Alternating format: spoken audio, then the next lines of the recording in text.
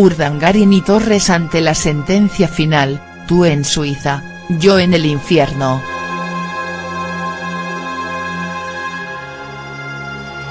Ocho años, una infanta en el banquillo y una abdicación después, Iñaki Urdangarin y Diego Torres esperan el final del thriller político, social y mediático más trepidante de las últimas décadas. Una historia de dinero, sociedades interpuestas, cuentas en el extranjero, ambición, infidelidades, mentiras, conexiones internacionales, traiciones y espías. De reyes y reinas. De intrigas dentro y fuera de palacio. De persecuciones, micrófonos, y filtraciones kamikazes a la prensa. El capítulo final llegará, previsiblemente en las próximas semanas, con la resolución del Tribunal Supremo al recurso contra la sentencia del caso Noos y dos posibilidades. O la absolución que han pedido sus abogados o, esta vez sí, la entrada en prisión para cumplir la condena de 6 y 8 años de cárcel que les impuso el tribunal y que la Fiscalía del Supremo ha elevado en su petición, en el caso de Urdangarin, a 10 y en el de Torres a 16.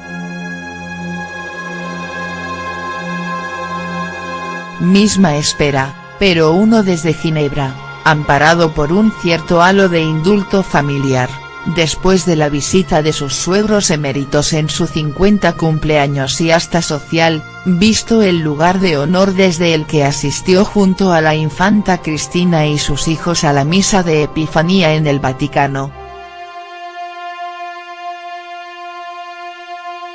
Otro, en Barcelona, en su casa, pero en una situación más parecida a como imaginamos el destierro o el infierno, sin dinero, sin perspectivas laborales, solo, sin amigos, sin apoyo familiar más allá de su mujer, Ana María Pérez Tejero y sus hijos.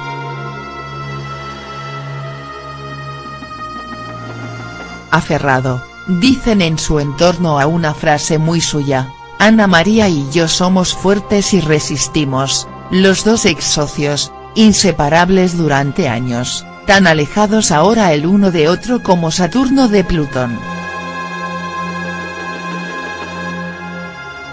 Torres y Urdangarin no se han visto ni han hablado desde el juicio por el caso Noos. Entonces, en febrero de 2016, les veíamos saludarse en Palma con una deferencia más propia de caballerosos adversarios en una final de Roland Garros que de los enemigos sin tregua en que se habían convertido.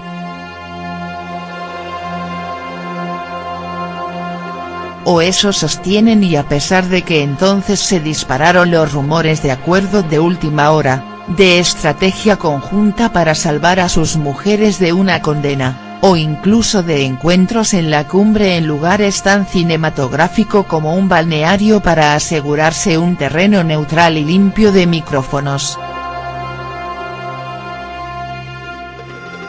Diego está, como es lógico, expectante y en una situación personal complicada pero también, de alguna forma, aliviado, se ha quitado de encima la losa del juicio y la presión. Todo el festival que había montado alrededor del caso, ha bajado mucho. Las cosas se han relajado, dice González Peters, su abogado, y no me consta ningún contacto con el señor Urdangarin, más allá del buenos días o el buenas tardes, cuando se encontraban en la sala durante el juicio, desde luego, no lo ha habido por parte de las defensas. Todos nos preguntábamos en febrero de 2016, cuando comenzó el juicio por el caso Noos, cómo sería entonces el encuentro, después de que Torres hubiera desplegado durante muchos meses una estrategia de bombas de racimo que estallaban antes de cada hito judicial. El duque empalmado, las gestiones del rey Juan Carlos para conseguir patrocinios, el trabajo en Telefónica con sueldo de 200.000 euros anuales que supuestamente le ofrecieron a cambio cargar con la mayor parte de la responsabilidad, Corina sobrevolando el escenario ET.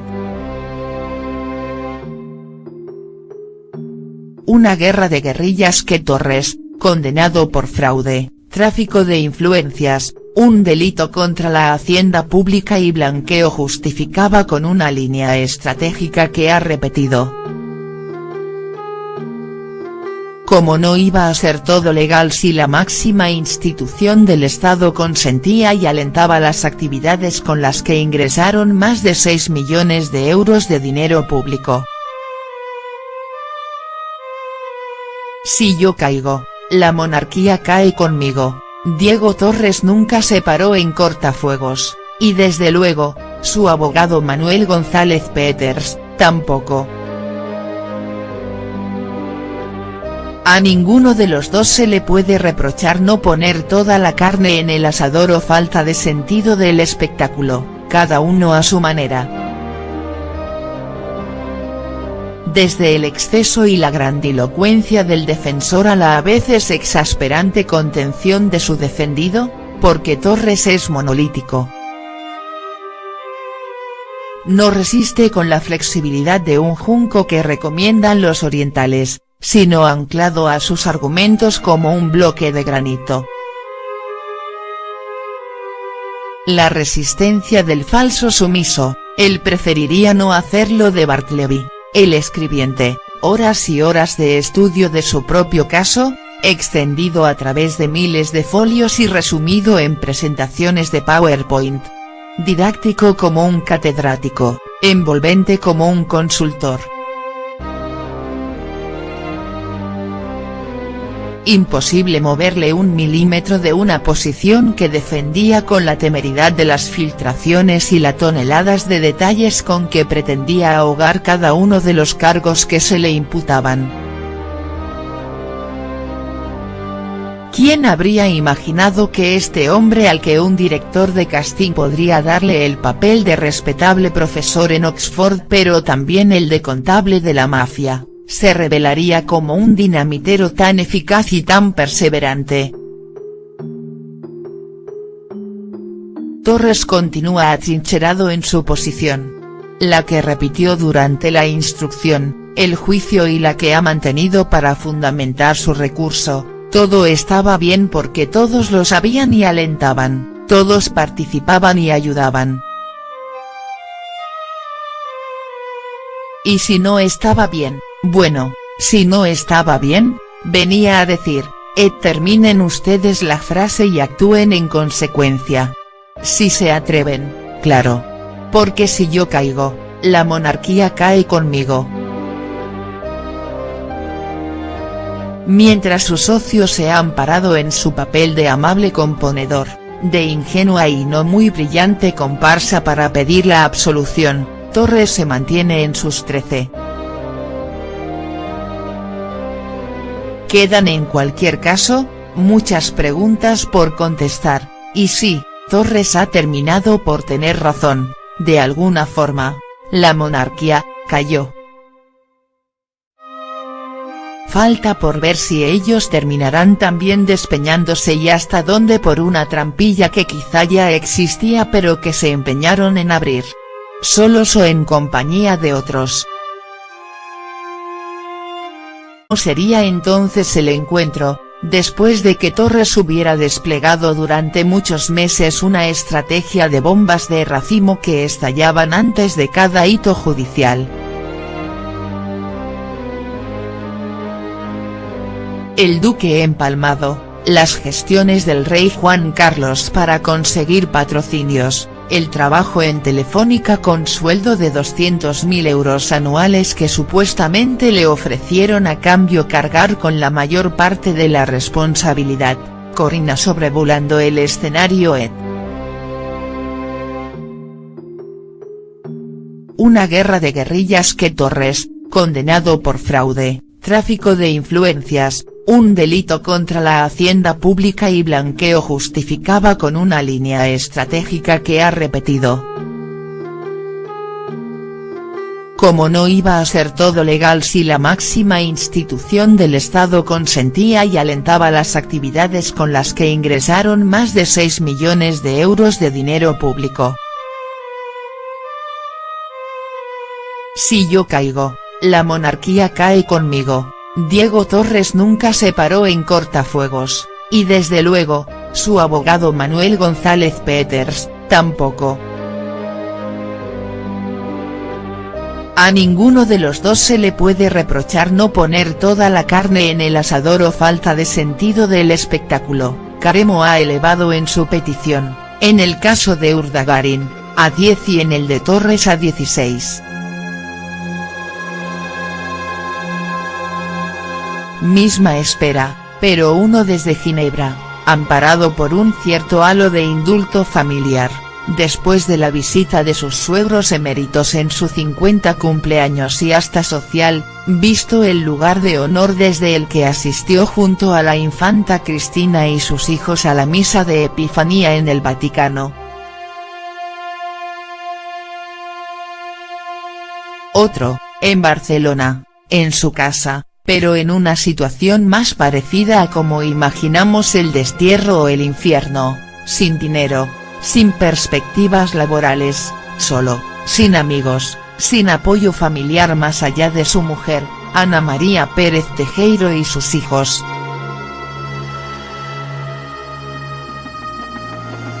Aferrado, dicen en su entorno a una frase muy suya, Ana María y yo somos fuertes y resistimos, los dos ex socios, inseparables durante años, tan alejados ahora el uno de otro como Saturno de Plutón. Torres y Urdangarin no se han visto ni han hablado desde el juicio por el caso Noos. Entonces, en febrero de 2016, les veíamos saludarse en Palma cada uno a su manera. Desde el exceso y la grandilocuencia del defensor a la a veces exasperante contención de su defendido, porque Torres es monolítico. No resiste con la flexibilidad de un junco que recomiendan los orientales, sino anclado a sus argumentos como un bloque de granito. La resistencia del falso sumiso, él preferiría no hacerlo de Bartleby. El escribiente, horas y horas de estudio de su propio caso, extendido a través de miles de folios y resumido en presentaciones de PowerPoint. Didáctico como un catedrático, envolvente como un consultor. Imposible moverle un milímetro de una posición que defendía con la temeridad de las filtraciones y las toneladas de detalles con que pretendía ahogar cada uno de los cargos que se le imputaban. ¿Quién habría imaginado que este hombre al que un director de casting podría darle el papel de respetable profesor en Oxford pero también el de contable de la mafia, se revelaría como un dinamitero tan eficaz y tan perseverante? Torres continúa atrincherado en su posición. La que repitió durante la instrucción.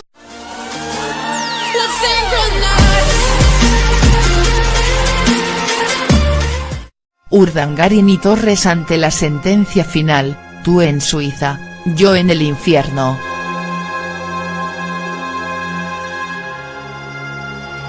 Ocho años, una infanta en el banquillo y una abdicación después, Iñaki Urdangarin y Diego Torres esperan el final del thriller político, social y mediático más trepidante de las últimas décadas. Una historia de dinero, sociedades interpuestas, cuentas en el extranjero, ambición, infidelidades, mentiras, conexiones internacionales, traiciones y espías. De reyes y reinas. De intrigas dentro y fuera de palacio.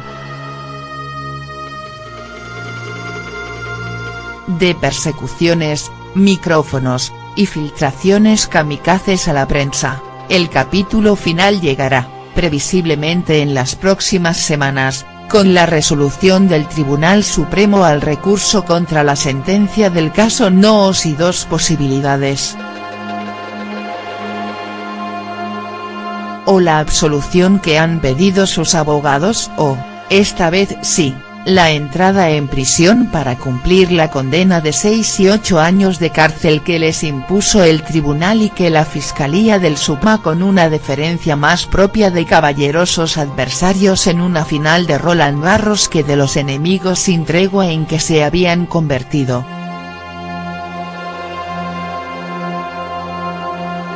O eso sostienen y a pesar de que entonces se dispararon los rumores de acuerdo de última hora, de estrategia conjunta para salvar a sus mujeres de una condena, o incluso de encuentros en la cumbre en lugares tan cinematográfico como un balneario para asegurarse un terreno neutral y limpio de micrófonos. Diego está, como es lógico, expectante y en una situación personal complicada pero también, de alguna forma, aliviado. Se ha quitado de encima la losa del juicio y la presión, todo el festival que había montado alrededor del caso, ha bajado mucho.